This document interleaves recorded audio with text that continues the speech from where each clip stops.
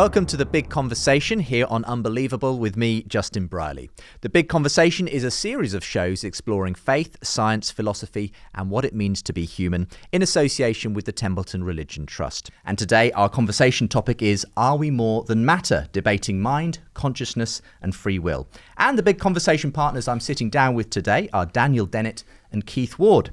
Daniel C Dennett is Professor of Philosophy at Tufts University in the USA and well known for his work in the philosophy of mind. His books include Breaking the Spell, Religion as a Natural Phenomenon, and From Bacteria to Bach and Back, The Evolution of Minds. Dan is an atheist and has even been counted among the four so-called horsemen of the new atheism.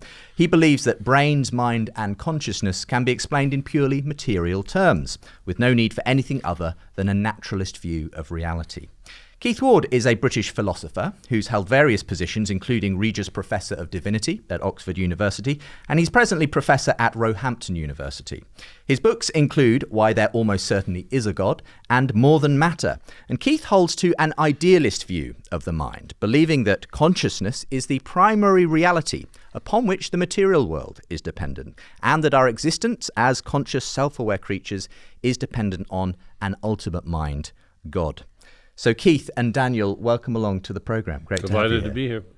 We're going to be talking about consciousness, the mind, free will, huge topics, and we won't be able to do them full justice in the course of the time we have today. But perhaps before we get into it, a little introduction to you both.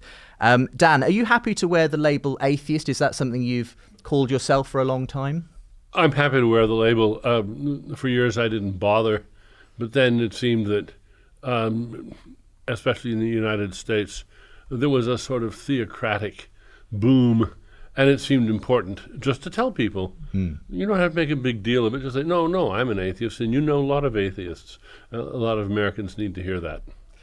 And in that sense, do you find that your atheism guides you in a specific way, or is it a specific outlook on life in any way that the atheism? It's just the naturalist outlook. I mean, I don't believe in anything supernatural. And so take on the burden of explaining all the wonderful things in the world in terms that are purely scientifically natural. Acceptable. And does that for you equate then to a naturalist perspective, being that all that ultimately does exist is material stuff, matter, energy, and so on? And so on. Yes. Information exists. It's not in a special medium. It always has to be in some physical medium. But you really have to consider information in your theory. And this has been recognized by people, say, in physics for many years. Norbert Wiener put it very clearly. It's impossible to be a modern materialist without adding information to your list. It's neither matter nor energy. And when it comes to the philosophy of mind, do you find that by and large a naturalist perspective is the dominant one these days when it comes to explaining consciousness? Certainly in the areas that I work in cognitive science and naturalistic philosophy of mind, it's entirely dominant. There is a sort of backwater movement which has got some adherents, which is pushing non-naturalist lines. Panpsychism and dualism of various sorts are currently being enthusiastically explored by a few people. Well, I'm looking forward to the conversation with you, and I think it's the first time you've met Keith and been able to have a dialogue, so I'm really pleased to be able to bring you both together. Keith, I think you're one of the foremost people probably in the world when it comes to an idealist perspective on consciousness and mind. We'll get you to explain that in a bit more detail in a moment. But you yourself are a Christian. Is that unusual in the world of philosophy, in your experience, to be a Christian? Well, I'm part of the backwater. In England, it's not really unusual, although I think most philosophers who teach in universities in England aren't very interested in religion. That'd be true, but on the whole, they're not very interested in large-scale metaphysical views at all, so they do different things. And there are quite a number of quite notable philosophers who are either religious or specifically Christian. Yes, my colleague Richard Swinburne is one example, but there are others. So it's quite a large backwater, but it's probably a minority. Well, it is a minority, yes. I think you've both been involved in philosophy of mind for a similar length of time. In fact, I think you both shared a teacher in the past, Gilbert Ryle. That's true. Who, as far as I'm aware, Keith, was more in line with Dan's view on the nature of mind than yours. Well, I don't think he was in line with either of our views, as I understand them, because he was very much influenced by someone called J.L. Austin, who is associated with ordinary language philosophy. And I think Gilbert Ryle always said to me that he didn't have to know anything about psychology at all. That's true, and he didn't. But he was interested in the use of the words that people used about it. He's intelligent, or he knows something, he has dreams. And he was interested in the uses of language. And I think, well, I was certainly more metaphysically minded. I wanted to say, what's stuff made of, ultimately? Yes. And he didn't think that was a very interesting question. Well, let's explore your sort of area and your worldview, if you like, in this sense, Keith, of what stuff is ultimately made of. You're an idealist. Could you explain what an idealist is? Yes, a lot of people think an idealist is somebody who has rather impractical moral ideals, but it's not that at all. It is saying that consciousness or mind is the best known, most immediately known, and probably ontologically prior, that is, the thing which exists in its own sake, and that the material world is, in some sense, a logical construction out of that consciousness. Interestingly, the person I think we both came across when we were in Oxford, A.J. Ayer, was an idealist in this sense. He thought that what the stuff of reality is what he called sense data, which are perceptions, really. And perceptions are conscious things. And so the British empiricist tradition was always to say in the 18th century that all knowledge comes from experience, and experience is conscious experience. So that's where I start, from that very old British tradition, really. And that's, I suppose, in a sense, it's true that everything we do know of is mediated by our senses. Yes. There's a sense in which we are absolutely bound by sight, taste, touch, and everything else. And is that the sense in which you would say that consciousness is primary? Is that we are ultimately... our experience of everything has to be mediated by consciousness? Yes. There are two main philosophical approaches to this. One is phenomenology, which is mostly in continental Europe. And that is, you start philosophy by asking the question, what is it like to experience something, and what's the nature of experience? So you're starting from experience, and you would probably never say that you could eliminate that. That's a starting point. And then you ask, what is it like to fear? What is it like to have anxiety? Or, the whole of existentialist philosophy starts there. And then there's a rather different empiricist tradition, which concentrates on sense perceptions, but doesn't assume that sense perceptions come through the body. Right, see, and philosophers carry out thought experiments. Could you have visual perceptions and oral perceptions without a body? Could they exist? And people like me find we think it's logically possible, and so that's a sort of key move. And you say, if you start from experience and you're not going to eliminate it, then your problem is, what is the material universe? It's not the other way around. It's not. So it's almost exactly the opposite way around, in a sense, to the view that Dan takes, that consciousness and mental stuff is dependent on, if you like, material That's stuff. right. Yours is the view quite the opposite, that the consciousness and mental activity comes first, and that is it certainly comes first in the order of knowledge, right. And then there's the question, well, does that mean it comes first in real fact? And a person who is an idealist would say, yes, that's certainly a possibility, and it's We'll come into talking about why you believe this is the case, but how does this all for you point back to God ultimately then? Well, it's slightly independent. I mean, a lot of idealists wouldn't use the word God because God has a personal sense about it. And so the philosophy of idealism and its major proponents like Immanuel Kant and Hegel wouldn't be God in the sense in which Christians talk about God. It would be something rather more abstract, more metaphysical, really. Right. But I would use the word God, of course. So my Christian faith is more dependent on various sorts of personal experience than on philosophy. Okay. But they have a natural affinity. Yes. If you believe in God, it's fairly natural to say, oh, that fits into a view of saying consciousness is a primary element of reality. And in that sense, is everything that exists in your view, in some sense, exists because it exists within the consciousness of God at that level? Yes, and and as a hypothesis, I would say it has to do that. There has to be some consciousness. Yeah, that's the hypothesis. Thank you very much for helping us to understand the idealist perspective. In what sense, then, could you lay out, Dan, your view as a naturalist of how mind emerges from material stuff and natural stuff? In fact, Keith's account of idealism provides a very nice background for saying what the difference is. He says that sense experience, conscious experience, comes first in the order of knowledge.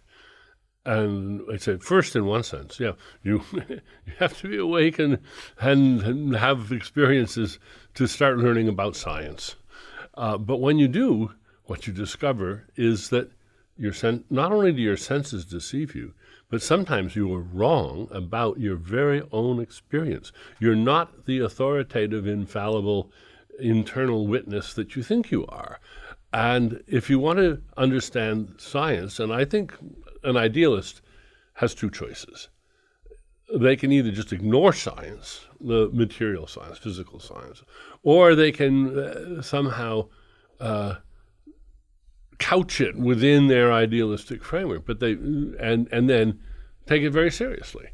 But if you do that, it undermines your idealist foundations in sometimes spectacular ways. And what we're learning is that our own experience, the experience that we have untutored and just by being awake, the experience that is first in knowledge, according to Keith, turns out to depend on unbelievably complex and fascinating and sophisticated unconscious computations that go on in our brain. So the naturalist says, well, let's study that. Let's see if we can figure out how brains work. And either you have to deny that brains have anything to do with consciousness, or you have to take that seriously. And when you do, you begin to discover that consciousness, the consciousness that we all enjoy, is not what we thought it was. It's not an inner show at all. It's a way of being in the world and of being knowledgeable and adroit and adept in the world. And the models that we're developing in cognitive science can account for vast stretches of that capacity, and better than we can. If I ask you, just tell me what you see right now, and you say, well, I see your face, and I see your nose, and so forth. How do you do that? How does your lips move? Something in your brain gets you talking. You have no access yourself to how you framed that sentence and how you relied on your current experience. It just seems obvious, but in fact, there's a lot going on inside there that we have to untangle. And when we do that from the naturalist point of view, the idealist position looks fundamentally backward. It looks like just grabbing the wrong end of the stick. I'll let Keith respond to that in a moment's time. But what I'm hearing from you there, Dan, is that because we have been able to investigate the material stuff of the brain and see the connections, and see that when we do things to the brain, it changes the perceptions people have and their conscious experience and everything else, that gives us evidence that all of that consciousness is strictly dependent on the physical state of the brain. That's just obvious, in that sense. I mean, nonetheless, it is an extraordinary organ, isn't it, the brain? And when you consider that, on a naturalist perspective even, inanimate atoms have come to reflect upon themselves, it is an extraordinary thing, consciousness. Absolutely is. In that sense, do you feel that there's still an element of mystery there, or are you happy to say, no, I think we really can, ultimately? I think we really can. It's a puzzle. Yeah. And it's what I call the hard question, not the hard problem, but the hard question. The hard question is, and then what happens? That is, all right, you've got this analysis of information coming in from the senses, for instance, and then what happens? There's a whole story to be told about how we use it, how it modifies our beliefs and our emotions and our memories and our personalities and what we say next and what our projects are. And mostly, even scientists have sort of stopped when they've stopped at consciousness as if that was the finish line. No, that's not the finish line. That's only halfway through. And we have to do, and then what happens? And only when we can explain how consciousness not only moves our bodies and gets our lips moving and so forth, but feeds back on itself and permits us to reflect and reflect and reflect and reflect and reflect. And it's only when you've got an account of the actual brain mechanisms that make this incredible reflective capacity available, then you're really beginning to explain consciousness. Keith, as an idealist then, what's your problem with this particular account of the way that the material brain can quite satisfactorily account for all of our conscious states and that sort of thing? Well, first of all, to begin with, I absolutely think it's important to take scientific knowledge about the brain and about the world seriously, and I do want to do that. I don't want to include that in some preordained idealist picture, but I want to understand how it is that the physical structures of the brain interact with consciousness. Having said that, I don't either think that we have infallible knowledge of what's going on in our mind's consciousness, and I agree that a lot of what we're conscious of is caused by the brain. And if something is wrong with your brain, then typically something is wrong with what you understand your consciousness to be.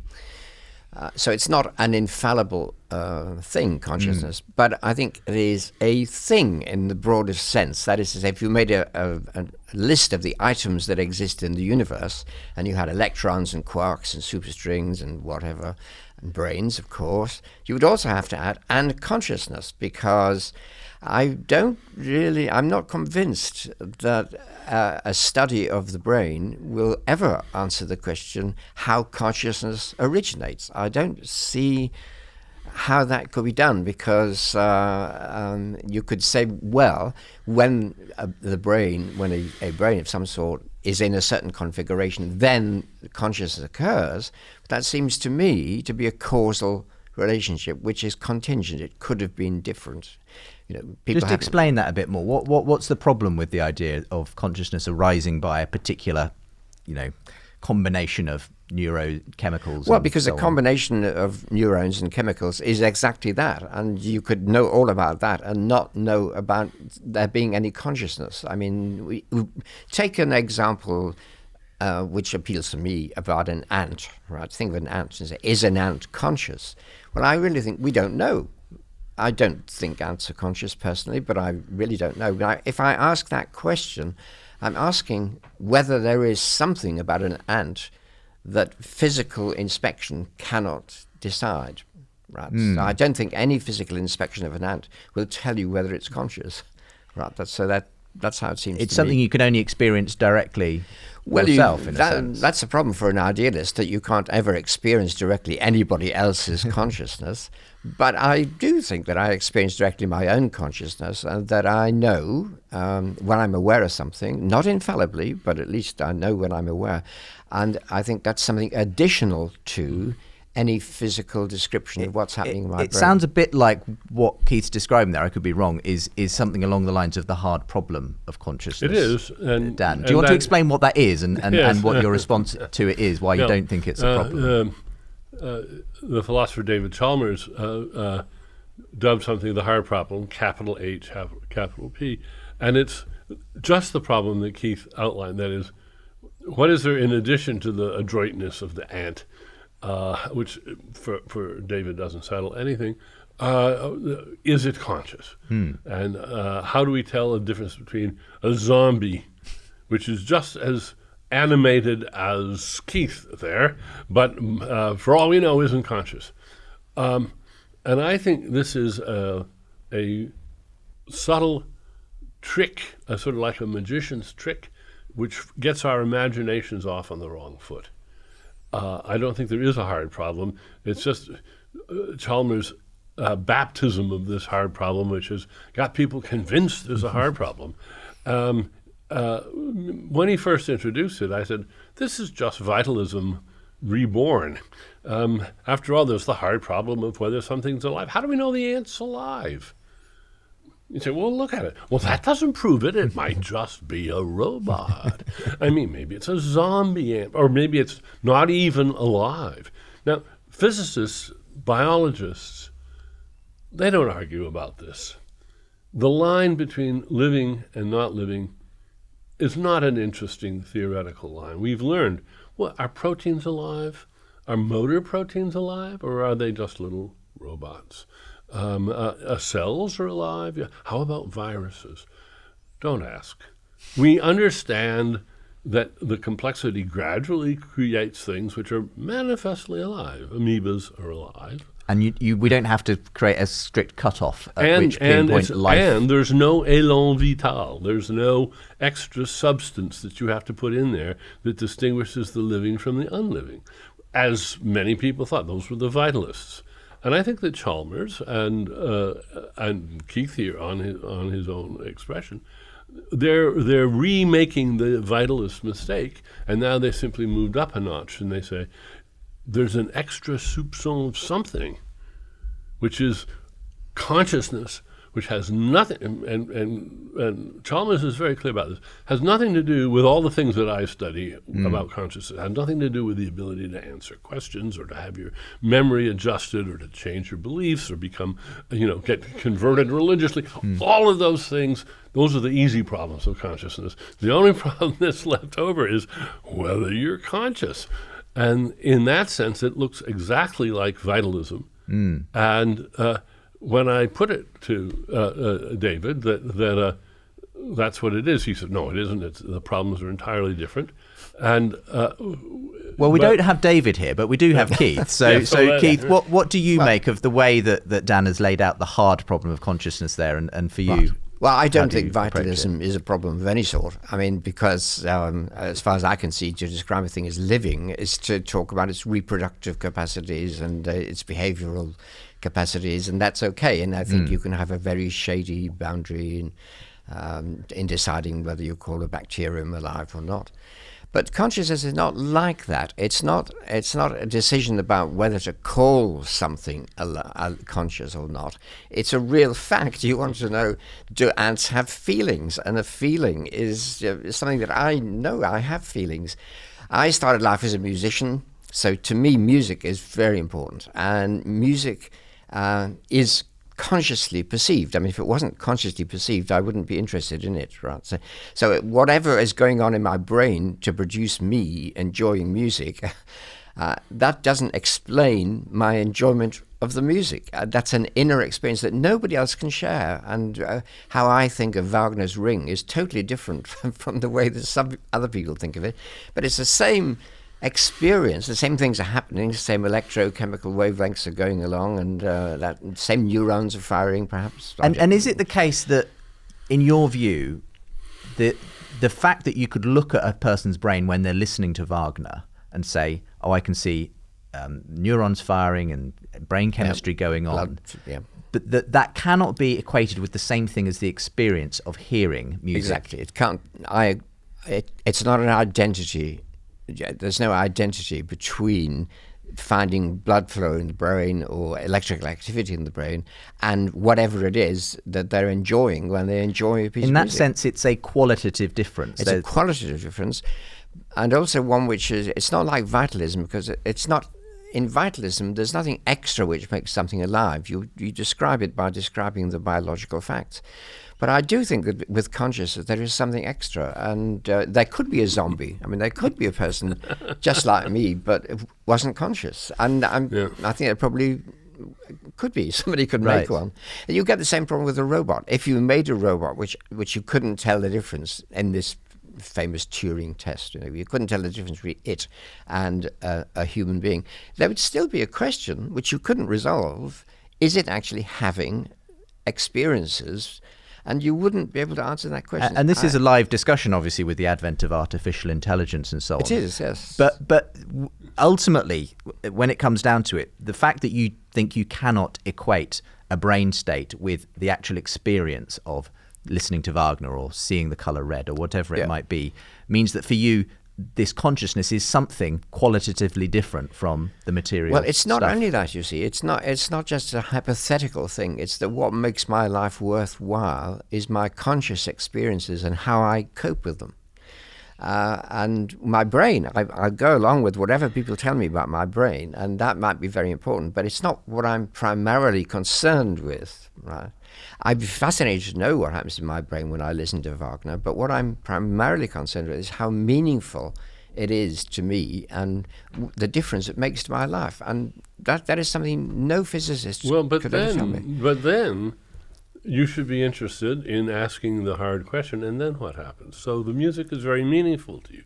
So now there's lots of things going on in your brain which are, in fact, embodying that very meaningfulness, that very responsiveness, the fact that it makes a difference. And here, if we look at cases of brain damage, we see people who have locked-in syndrome or who are in a comatose or vegetative state, and there's all sorts of different varieties of this if you read Adrian Owen's wonderful book on this. And here's a question for you. Suppose you were in one of those terrible states, and you're listening to Wagner.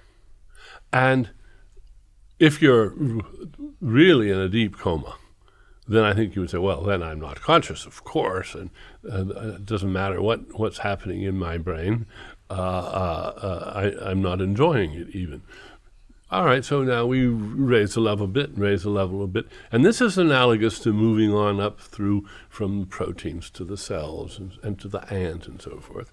And at some point, no, not at some point that we can point to with a sharp line, we're going to see a gradual accrual of the very things you're talking about. The responsiveness, the meaningfulness, how it makes your life worth living. Something can't make your life worth living unless it has an effect on your brain. It just can't. And if you understood those, then you would see that there was no charmed line where this something extra got added.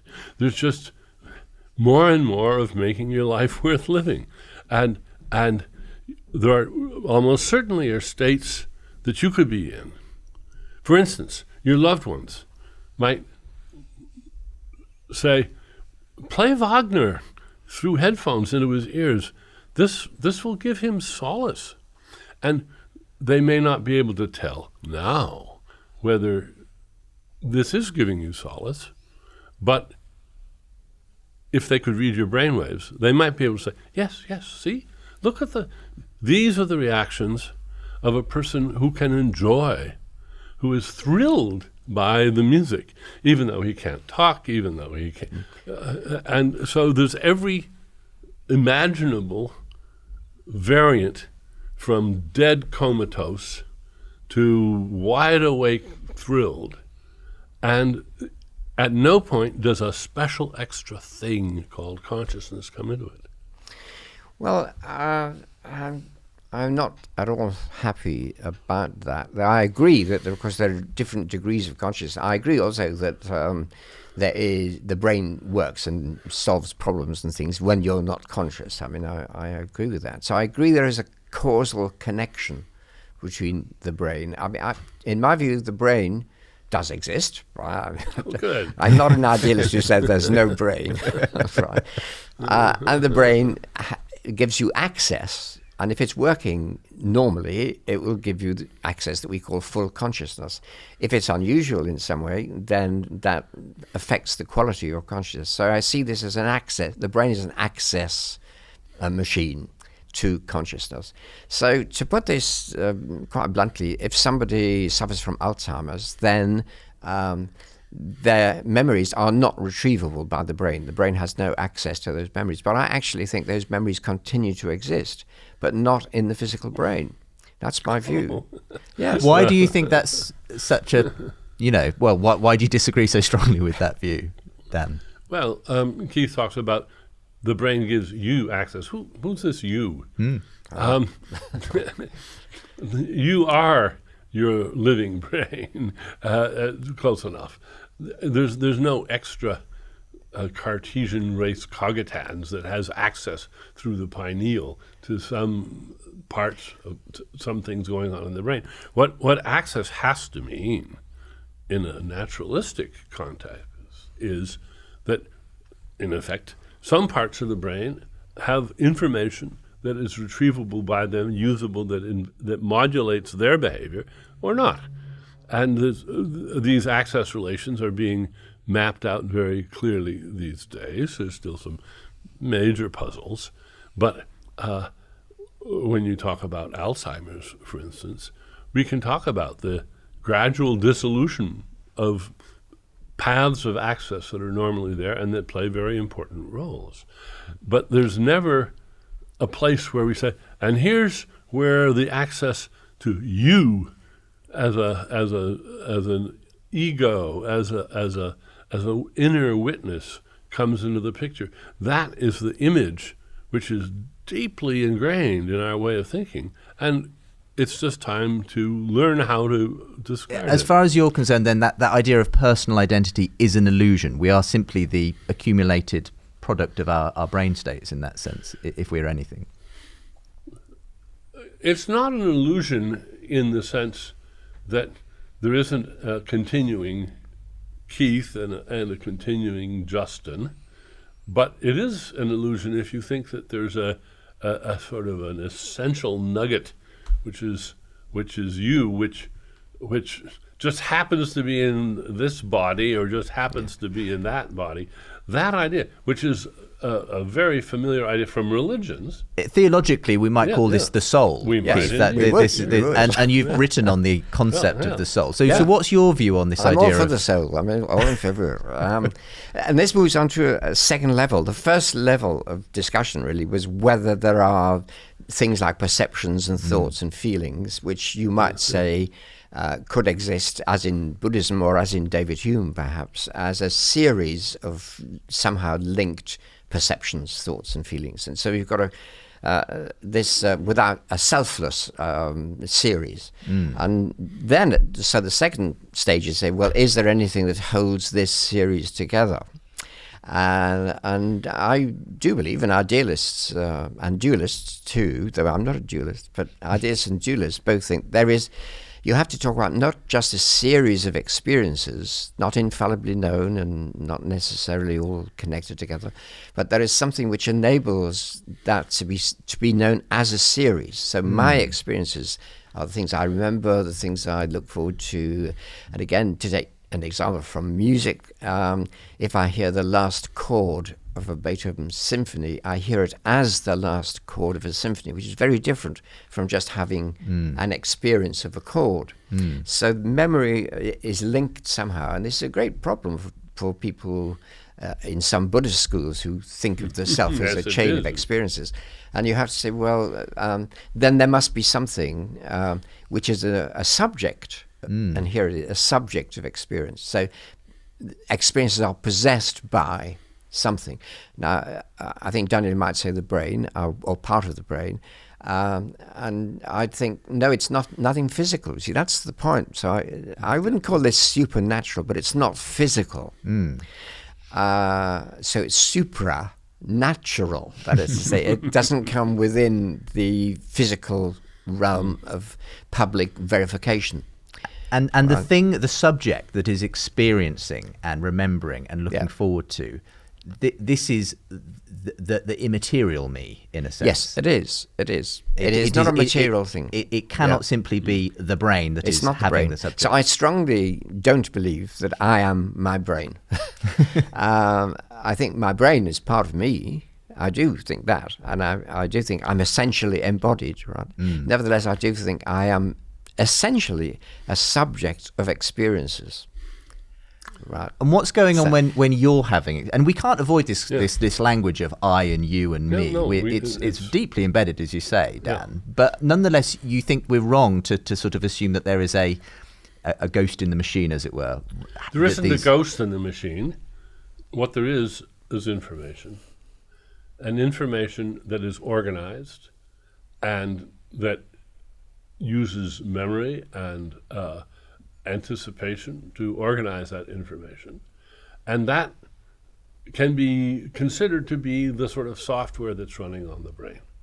And when you learn a new language, you greatly enhance your competences, your talents, and your proclivities and everything else. This is like downloading another app to your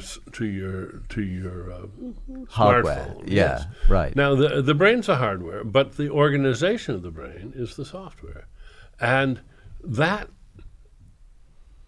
what we can do as human beings depends very much on the software that we've downloaded through culture, on our language and on all our reading and the tricks that we've learned and the tools that we've learned how to use. All of that has to be embodied in the brain, but it's information. It can be passed from person to person. It doesn't weigh anything. It's like poetry. But sticking with this computer analogy, I guess when I use a computer, I can see the hardware and I know what the software does and the way it processes everything. But there still has to be a me that it means anything to. It won't mean anything to the computer. It's just a lot of information. You're the user of the computer. Yes. Yeah. Now, who's the user? Who's the user of the brain? And the answer is the brain. The brain consciousness is the brain's user illusion of itself, and it needs it. It needs it in order to simplify the task. The brain is too complicated in its myriad details, and the world is too complicated for the brain to deal adroitly with it. So the brain has been designed to have user interfaces inside it that simplify it, so that it makes things easy to track, easy to deal with, easy to recall. In the same way that the screen on your laptop makes you don't want to know the complexities of what are going on inside your computer, so you have this very handy, very effective user interface, so-called user illusion. And that's what consciousness is. It's a user illusion that is designed by evolution and by learning and by cultural evolution to make our brains useful, capable, in a sense, of getting our bodies through this complicated world. Yes, see, at that point, I have to say that what you call an illusion is, to me, the most important thing there is. And I'm even going to give you that. This is Wilfrid Sellers' concept of the manifest image. There's the scientific world of quarks and protons and atoms and molecules and so forth. And then there's the manifest image, the world of people and tables and chairs and music and songs and faces and beliefs and promises and all that good stuff. That's the most important level. And all of that, the very existence, the very fact that we have these categories is due to this brilliant summarization and extraction of important details from this booming confusion of atoms that is described by the scientific image. Yeah. Well, my sense of the importance of my experience would be vastly undermined if I thought it was really all completely caused by a booming conglomeration of atoms. Why? Well, because that has no purpose. That's right. The laws of physics are completely purposeless. They just operate in accordance with whatever principles of regularity there are. So you lose the notion of purpose, really. Purpose is part of the illusion of in your inner experience you have purposes, but actually the brain doesn't. So if you're going to say this is produced by the brain, then you're really saying, well, the reality is not purposive. You just think you have purposes. Well, no. In fact, that's, in some ways, the main theme of my latest book, From Bacteria to Bach and back, because one of the central philosophical themes in that book is showing how a purposeless process, natural selection, in a purposeless physical world gradually creates purposes. And how we have purposes, our tools have purposes, our limbs have purposes, our eyes have purposes. Nature is awash in purposes. They're not generated from the top down by the great purpose giver, God.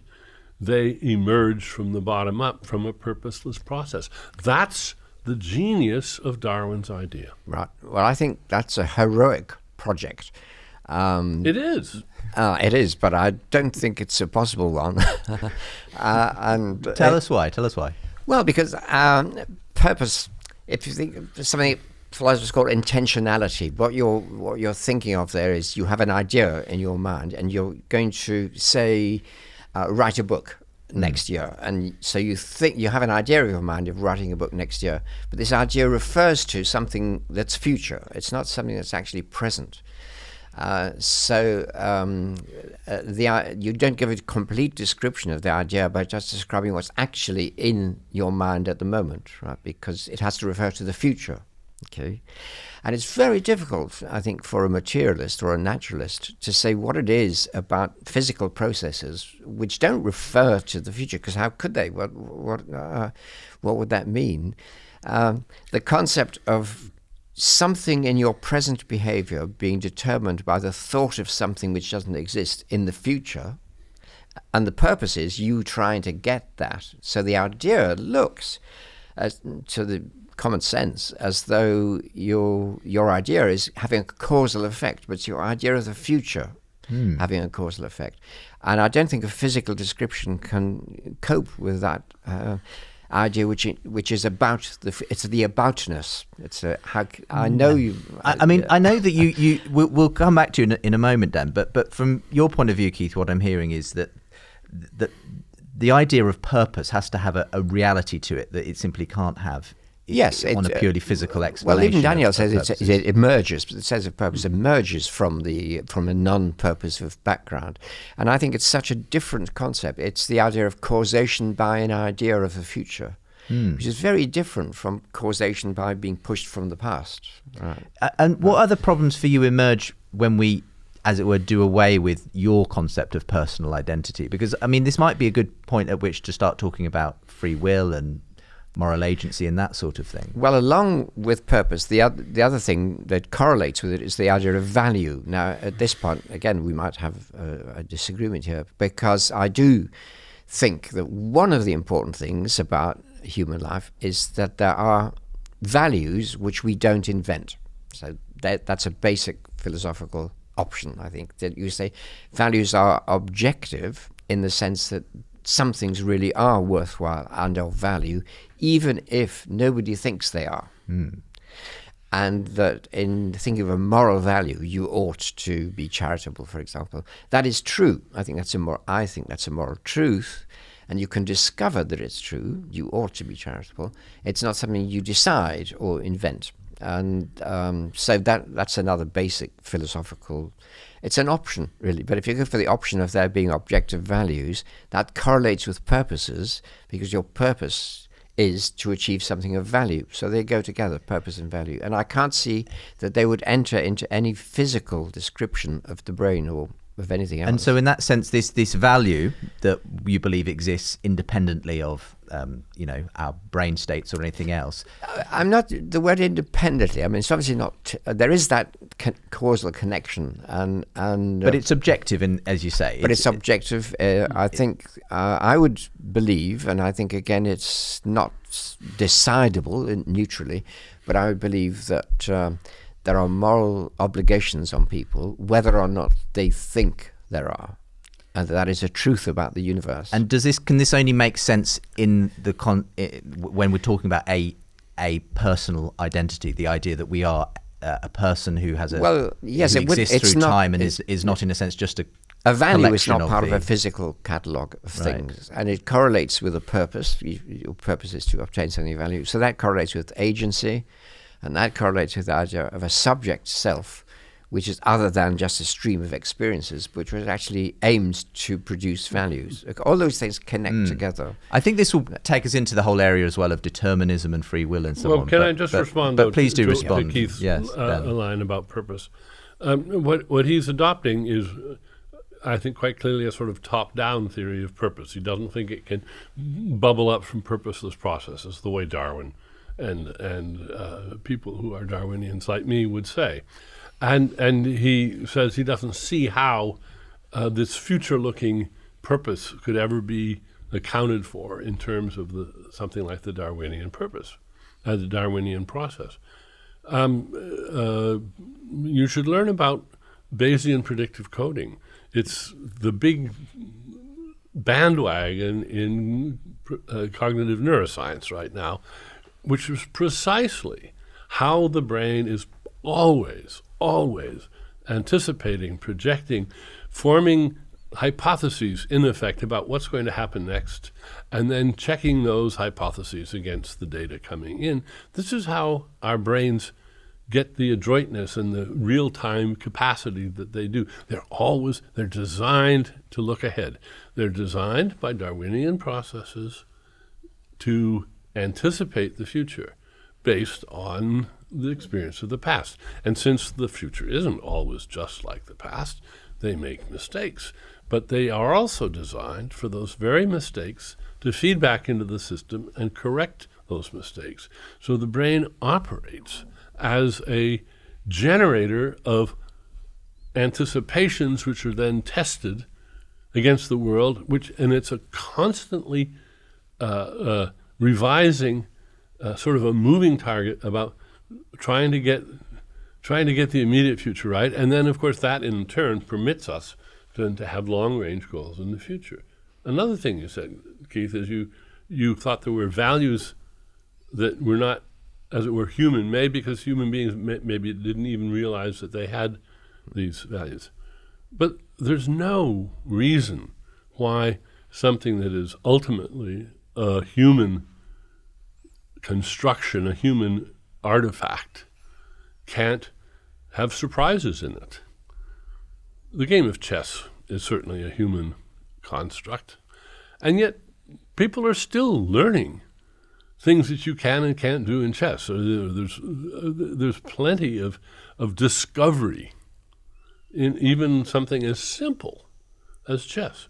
And the idea that the moral code that we have evolved over the last, let's say, 50,000 years, that it's been changed, it's been improved.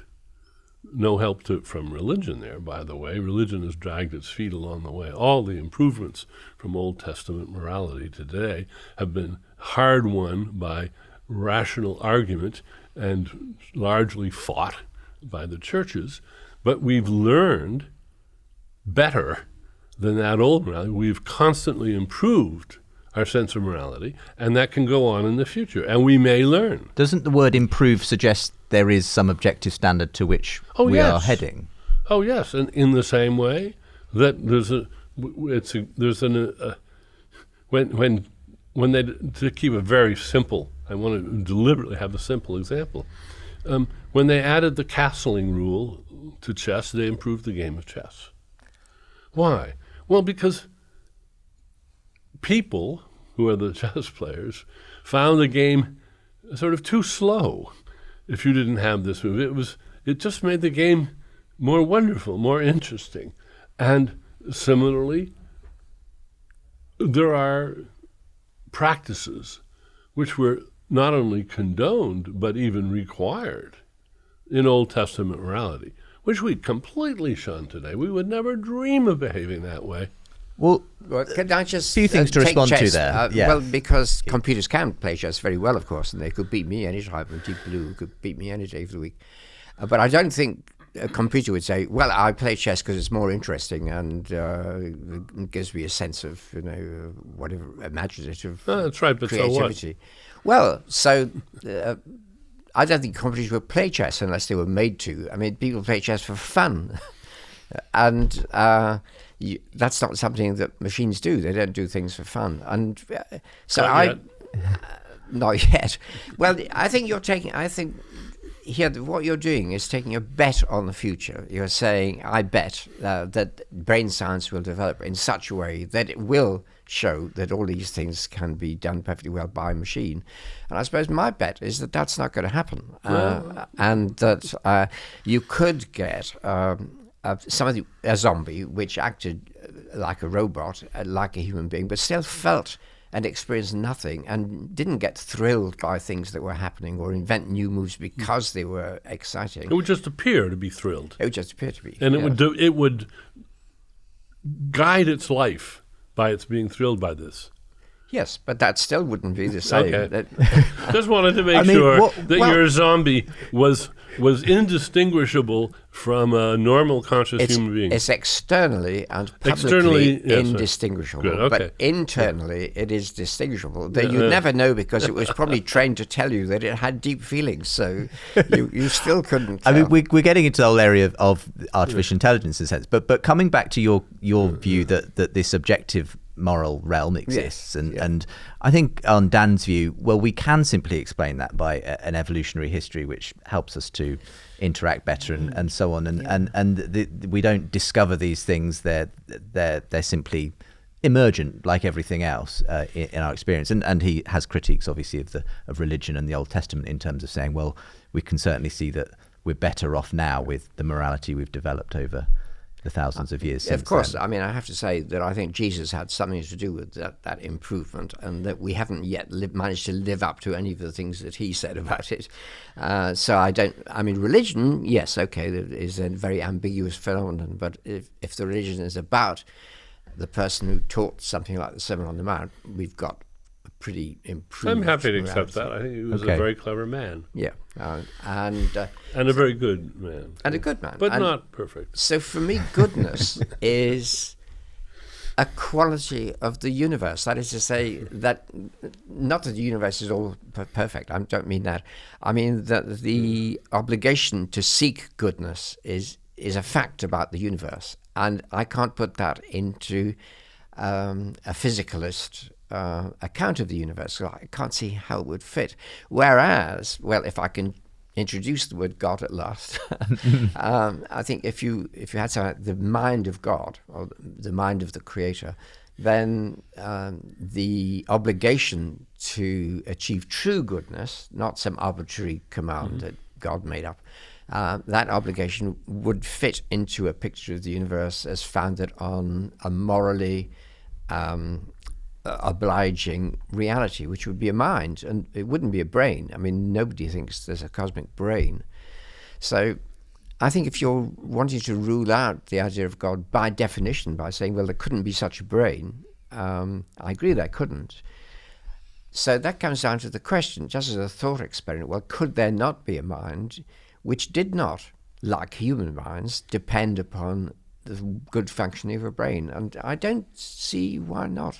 Well, all right, I'll go along with you on that and say, all right, I don't think I can offer an a priori knockdown proof that there couldn't be a disembodied mind, but I don't see how a disembodied mind of God could ground morality at all. Why should we care what a disembodied mind thought we should do? I mean, if I tell you Lucille says that you shouldn't do that, well, who's Lucille? Right. And in fact, what could matter more than what we human beings, after careful consideration and in concert, what we decide, this is what's worth living for. Why doesn't that? What could trump that? Oh, I think God could trump that. Oh, how? If Lucille was actually perfectly good herself and created us and had a purpose for us which would fulfill everything about our lives, then if Lucille said, do this, we'd say that's probably... Well, yes, indeed, but that makes Lucille... You've just defined the answer. This is no... you just helped yourself to a problem solver by defining it as a problem solver. Well, yes, but I didn't make this up. It's been around since the dawn of the human race. Well, yes, but the idea of God is like the idea of quantum reality. Somebody made it up, but that doesn't mean that it's not true. Let's move on to free will. We need to, because we really must touch on this before we have to close our conversation. Now, would you describe yourself as a determinist, Dan? Yes, in all that matters. I mean, I'm happy to go along with the physicists that say that there's quantum indeterminacy, but I don't think it makes any difference for free will. And determinism is essentially the view that everything can be explained by the previous states of things, and that in a sense... No, careful. You have to say that very carefully, because there's explanation and there's explanation. Flip a coin, a fair coin. Nobody can predict whether it's going to come down heads or tails. Nobody can predict it, not because it's quantum unpredictable, but because the forces acting on that coin involve the position of electrons at the edge of the visible universe. It's just beyond calculation. Now, that's an epistemic point. But if you could, in theory... But the coin will be a random flip all the same. So is it an undetermined coin flip? No. Is it a random coin flip? Yes. But in a sense, if you could, in principle, describe every single force that's acting on that coin, Laplace, yes, then you could predict which side it will come down. And in a sense, when it comes to the question of the mind and consciousness and free will, the view that everything is ultimately determined by the physics of the universe means that a lot of people have a question mark over what that does for us, the fact that we think of ourselves as free agents, moral agents, even the very act of reasoning and having conversations. If it's all in a sense been determined, there's a real question that arises of can we make sense of anything then if in fact everything we do, say, think, feel has at some level been decided a long time ago by the physical attributes of the universe simply rolling out in a predetermined way. So you're a compatibilist, though, yes, when it comes to your view of free will. Perhaps you'd like to explain how you come to terms with this question around free will and determinism from a compatibilist point of view. Yeah. The notion of freedom that is incompatible with determinism is not the notion of freedom that matters. The notion of freedom that matters is the engineering notion of freedom, the notion of degrees of freedom. Right now, you have many degrees of freedom. There are lots of different ways in which you can move your parts and move your lips and so on. It has nothing to do with determinism. And what we want to do is look at which systems in the world are autonomous and which systems in the world are in fact being controlled heteronomously by some other controller. And if I have a drone and I've got the little box, I'm in control of that drone. It is not autonomous. Its activities are being determined by me. They're being controlled by me. However, I may be able to throw a switch which makes it autonomous. It is no longer in my control, and it is then no longer in the control of anything else except itself. It's the causes raining down on it, and the gravity and the wind and all the rest of that. Those, let us suppose, they've been determined since time immemorial. It doesn't matter. An autonomous system can be designed to deal with those. In fact, it depends on the reliability, on the predictability of all of those forces. And to some degree, it samples those in order to improve its control over the situation. Now, what we want to be as free agents is we want to be autonomous. We don't want somebody else pulling our strings. I have a little cartoon of a puppet that's making its legs move by pulling strings on its legs. That's what we are. We are self-controllers, and it's really a bad trick of the imagination to think that if determinism is true, then nature is pulling our strings. Because nature is not an agent. Nature doesn't care. Nature doesn't have foresight about what it wants us to do. So there's a sense in which then we have freedom in the sense that's meaningful for us. Absolutely. But if we simply were able in some way to rewind the clock 30 seconds, would we have exactly the same conversation with exactly the same words, with exactly the same movements? Because that is what would have had to have happened in a sense? Are we determined in that sense? If we could rewind the clock perfectly, yes. But that's not interesting. There's a famous footnote in J.L. Austin's work where he talks about lining up a putt on the putting green. And he strikes it and he misses it. And he says, well, but I could have made it. And he says, and this does not depend on anything like if I tried harder or something like that. On that very occasion, in exactly that situation, I could have made it. And then he says a very important thing. He says, and experiments could prove that out. Well, what? Quantum mechanical experiments? No, clearly what he has in mind is he could line up the putt 10 times in a row, right there, and his friend says, well, let's see. And sure enough, 8 out of 10 times he makes it. But those precisely aren't the same No, they're not. occasions. But that's what matters. What matters is the robustness of our abilities. If you could make that putt under umpty-ump different circumstances, highly reliably, then there's a sense in which you could have done it otherwise. And if not, then you couldn't have done it. And that's the sense that matters, and it is neutral with regard to determinism. You're not a determinist, are you, Keith? No, I'm a libertarian in this respect, which means that in exactly the same situation, at least 2 different alternative futures are possible.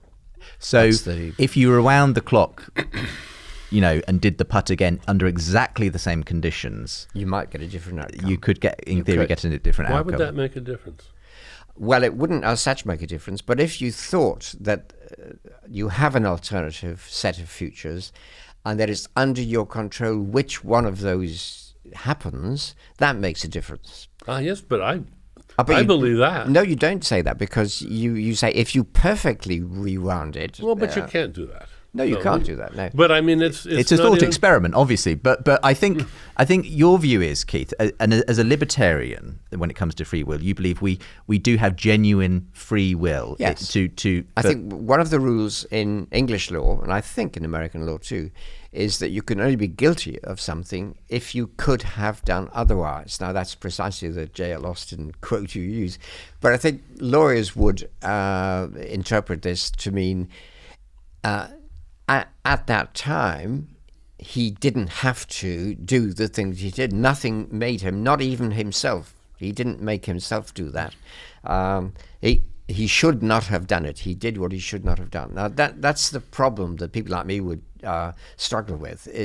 Is guilt attributable to what people do? Because if there's a sense in which people are determined at some level by their physical chemistry or their previous brain states or just the physics of the universe, there's a sense in which they cannot be culpable for doing things wrong if they were bound to do those things. If somebody said to me, and people have believed this, that God sends people to hell, but he's created them in order to send them to hell, I would feel morally affronted by that. But my moral affront would be based on the fact that if people do go to hell, it must be their own choice and not God's choice. So now you do have somebody pulling the strings. It's not just nature. On this sort of view, there is a personal being who's doing that to you, and you feel affronted that that being should not have done that. And I think a libertarian would say, and of course God's not like that anyway, but people should not do the things they do. And there is also the David Hume point that actually determinism it's just unprovable. You can't show that everything has to happen the way it does.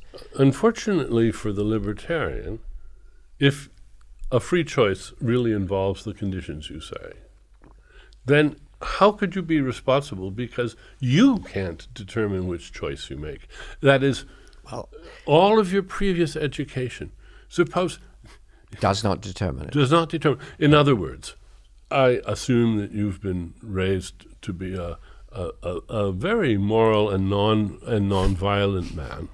Non-violent, yes. And if we were to hand you a gun right now, and I were to suggest to you, well, why don't you shoot Justin in the arm? I'm not going to get Thank you. We won't demonstrate this practically. Why don't you just to prove you have free will, shoot him in the arm.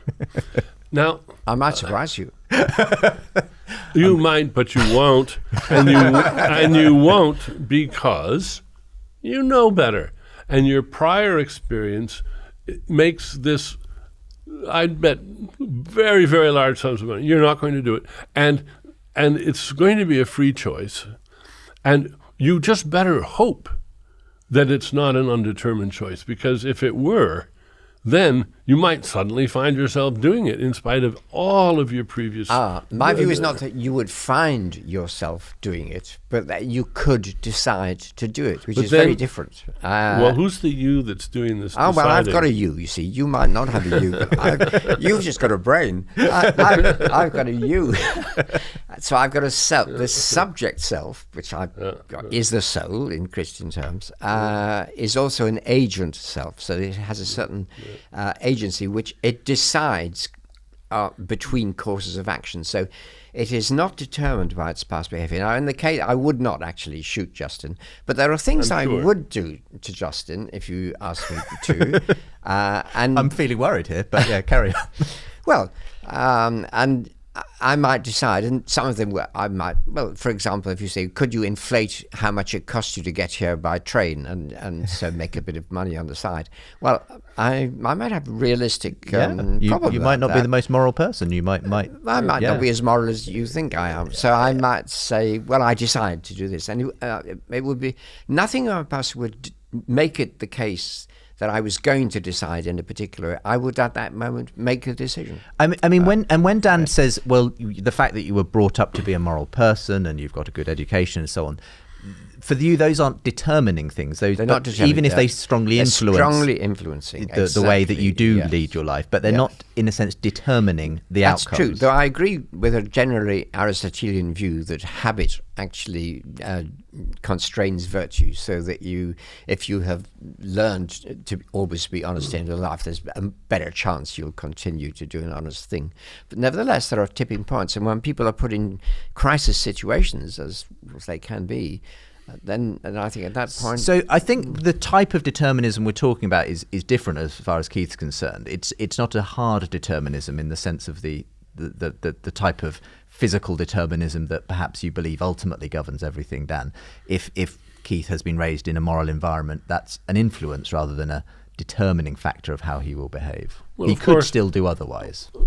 Yes, and if he did otherwise, we'd want to know what determined him to do otherwise. Well, I'd say I just decided. Well, but a decision can't happen without something happening in the brain, and either that thing that happened in the brain was undetermined, was a quantum event of some sort that was really, it was an amplification of a quantum event, or it wasn't. And quite frankly, I don't see why it makes any difference. One way I've put this, I've said, suppose you're really going to hate this example, Keith. I give you 2 robot babysitters. These are going to take care of your grandchildren. So you really care about whether they're any good. Robot A is deterministic, right, but has a random number generator which it uses all the time to get itself out of Buridan's ass situations in its calculations. And it's wonderfully caring and adroit and foreseeing, and it's really expert at caring for grandchildren. Robot B has exactly the same software running on exactly the same hardware, but instead of having a pseudo-random number generator, it has genuine radium randomness in it, so that there is a sense in which it is undetermined while the behavior of A is determined. Now, tell me, if you had to entrust the lives of your grandchildren to one of these, would you have any reason to prefer Robot B over Robot A? You'd prefer A, but that's because Oh, why? B is governed by randomness, and I don't want people to be random. Well, if it's undetermined, then it's random. No, it's not. I think one should use the expression sufficiently determined, and if something is sufficiently determined, then if you have this set of causes, you are bound to have this effect. But a thing could be not sufficiently determined, and I think a person. Morality, this is where morality becomes very important for me, that people are guided by whether they're going to do something because it's right or not.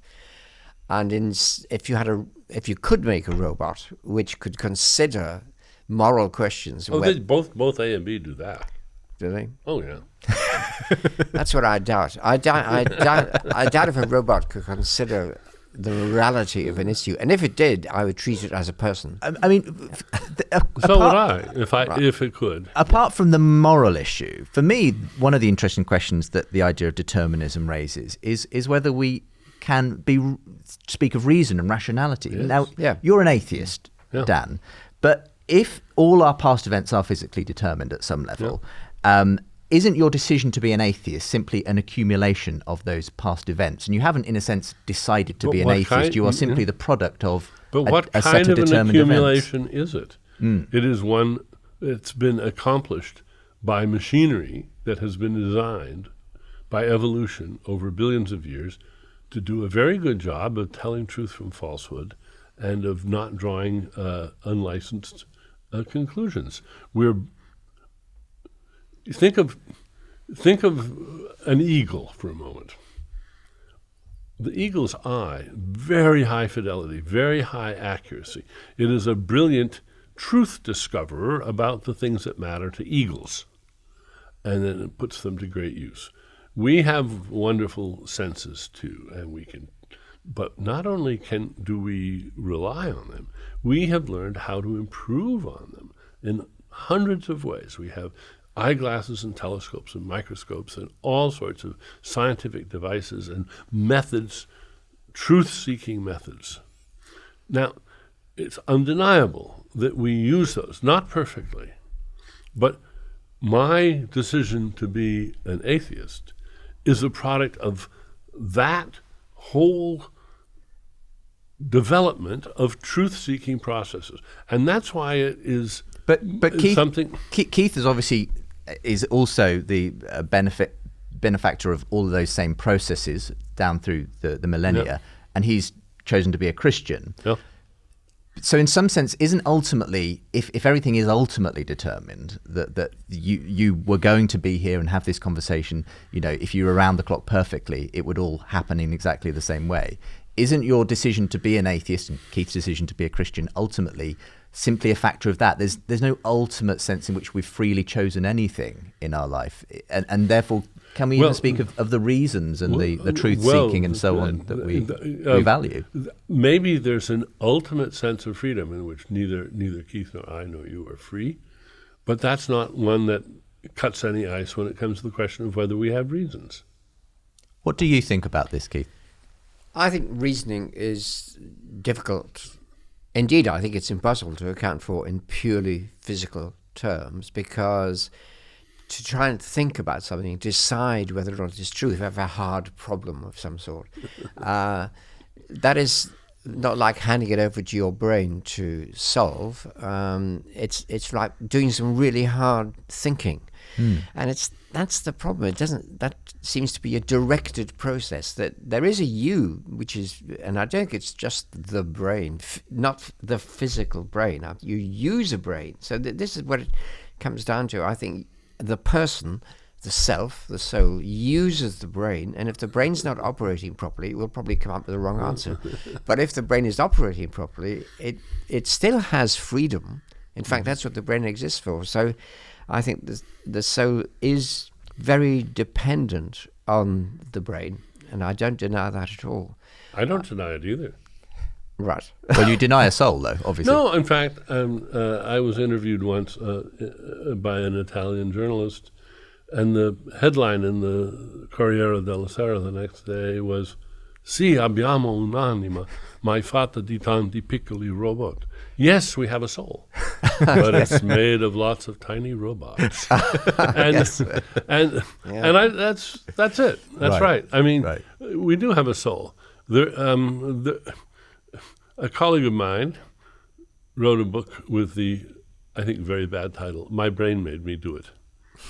Well, what else would you want to make you do it? As you. I mean, And why for you you wouldn't is want it, somebody why, else's brain to why make you isn't do it it? ultimately your brain that made you do it Yeah. in your view? Because I think I use my brain. I mean, I think There's a You are me dualist. using the brain. You are a dualist. well, that's such a dirty word. But yes, I do believe there is something other than the brain which ultimately makes human choices and finds human meaning and has human purposes. Yes, I do. And of course, millions of people think that reality, that self, can exist without the physical brain, because when you die, you've obviously got no physical brain left. And belief in immortality, I don't think, is an impossible belief. Let me put it at its minimum. I think it is possible to exist without this brain and this body. And I So think, do I. but said- then you can't be a materialist and think No, that. no. That's the information. The information could be put into something If the else. information in my brain were perfectly encoded, Ah. and this brain died, it could be uploaded, and I would go It right would on still living. have to exist in some physical It would have to exist in material. some physical Yeah. medium. Yeah. Well, of course, at that point, you have to ask what you mean by physical, because now that we have dark energy and dark matter and It lots has of... nothing to do with dark energy. It's Well, just- it has something to do with it, because you say, by physical, do you mean something in this space and time, having these Yes. dimensions and mass, etc.? yes. Well, perhaps not. Perhaps if you can download it into a piece of silicon, perhaps you could download it into dark matter or something. Well, perhaps. probably you could, but that wouldn't. But Well, we don't know. I mean- I think one of the things we know about robots that makes them profoundly unlike moral agents is that they are potentially immortal. Because you can download all the software. You can just keep uploading it into fresh hardware. You can just Yeah. upload. You can back them up and then reboot them. Right. And right. that's a sort of immortality, and But that's a you've sort got of information without any... you got to have it on a hard drive. You got to have on it a on hard drive. Yeah. But So the if point, you- if but you have- that's a look. This is a really important moral point. I think you should never you should never sign a contract with a robot. Because where it's acting on its own, not as a surrogate for somebody else. Because robots aren't people. They aren't fragile. They aren't mortal like us. Wow. They can just be rebooted the next day. You can't threaten to punish a robot. You can't extract an or else. But you seem When to a be- robot yeah. makes a promise, you Yeah. would be a fool to accept it. I know. But you do see, I mean, didn't you just say that we could be rebooted as well, in principle? I did. Yeah. Yes, so you see, I was agreeing with you with a certain sort of immortality in a purely in a materialistic purely material world. way, there's a form of immortality, digital immortality, Yeah, in a sense yeah. that In could in principle be possible. I think it's preposterously Even that, though, would be- impossible, in fact. Yeah, I think But- it's impossible. So but- you have Beethoven's symphonies on digital things with strings of noughts and ones, and you say, well, there's the information for That's right. Beethoven. So Beethoven's symphony is immortal. Well, you'd need to have the kit to turn it into something that somebody could hear before it was Beethoven's symphony. Which brings us back to where we started. Why don't we wrap this up, gentlemen? Because I could go on chatting to you both all day, but time is against us. I just wonder at the end of the day whether both of your worldviews that you come to this area with obviously are going to influence the conclusions you make. So, Yeah. Keith, you're a theist ultimately. You're an idealist. And you interpret, in a sense, the world through that lens, through the idea that there is ultimate purpose, there is ultimate, value, and that explanations cannot simply be physical, but there can be, in a sense, purposive explanations for the things we do and that kind of thing. So in a sense, you're bound to impose then on the physical world that you do obviously recognize is there, that element, that theistic way of looking at life that is full of purpose and kind of a metaphysical view of reality. Well, that's right. I mean, when you say impose, that sounds rather brutal, but that's the way I think things are. Well, it's the filter through which you naturally... It's the filter through which I see things, yes. Yes. And that is, in a sense, what a worldview is. And when you see what Dan does, do you equally see that he has a naturalistic filter by which he then, presumably, in your view, reduces all of that stuff to the and I think stuff? These are both highly defensible philosophical views, which is why I don't think philosophy answers our ultimate questions. You don't think the idealist view is obviously as defensible as your naturalist view? I think there's a certain gratuitous mystery about it, and the things that Keith thinks are, and had better remain, mysterious, can in fact be accounted for quite adequately in a naturalistic framework. We can make sense of purpose. We can make sense of beauty, joy, love, promising, death, the urge for immortality. All of these things have naturalistic accounts, and when we've given them, it doesn't diminish the wonderfulness of life or the wonderfulness of people at all. I just like to ask one question. Do you regard this as work in progress, yet to be done, to complete this program? Oh, sure. Yes. In that sense, do you have faith in the naturalistic project that it will ultimately describe everything? Faith in the same sense I have faith in engineers to make bridges that in general won't fall down. That's why I don't tremble with fear when I cross a bridge. It's a faith based on evidence. And many people do accuse a naturalist sort of perspective as being reductionistic, because ultimately beauty, truth, love is all ultimately reducible to chemicals. Reducible is just a bad word here. There are levels and levels and levels of explanation. And you can't explain dollars, to take something very mundane. You can't explain the economic value of $1 or £1 using atoms and electrons. That's just the wrong level at which to explain it. That doesn't mean that there's anything, as it were, metaphysically irreducible about dollars. It just means that if you want to explain them, you go to an appropriate level to explain it. And for you, when it comes to explanation, ultimately you find that you're more satisfied with a view that goes beyond the naturalist view? I think for me, the most important kind of explanation is explanation of behavior in terms of value, that behavior is explicable in terms of seeking to realize a value. And that's what's important in my life. And I can't see that what is most important in my life is really an illusion, or that my sense of being a continuing self which makes these decisions is an illusion. And for that reason, I'm reluctant to say that I am just my brain.